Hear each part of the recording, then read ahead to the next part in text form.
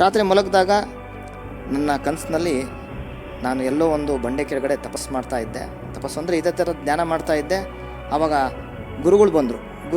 ಗುರುಗಳು ಅಂದರೆ ತುಂಬ ವೈಟ್ ಬಟ್ಟೆ, ವೈಟ್ ಗಡ್ಡ, ವೈಟ್ ತಲೆ, ಕೈಯಲ್ಲಿ ಕಮಂಡಲ, ಇಲ್ಲಿ ಮಂತ್ರ ಜಪದ ಮಾಲೆ ಇತ್ತು.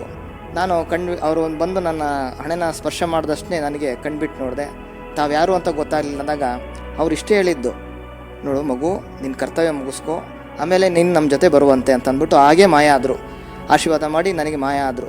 ಹಾಗೆ ನನಗೆ ಎಚ್ಚರಿಕೆ ಆಯಿತು. ಕಣ್ಬಿಟ್ಟು ನೋಡಿದೆ, ಓ ಯಾರೋ ಗುರುಗಳು ನನ್ನ ಕಣ್ಣಿಗೆ ಕಾಣಿಸ್ಕೊಂಡಿದ್ದಾರೆ ಅಂತ.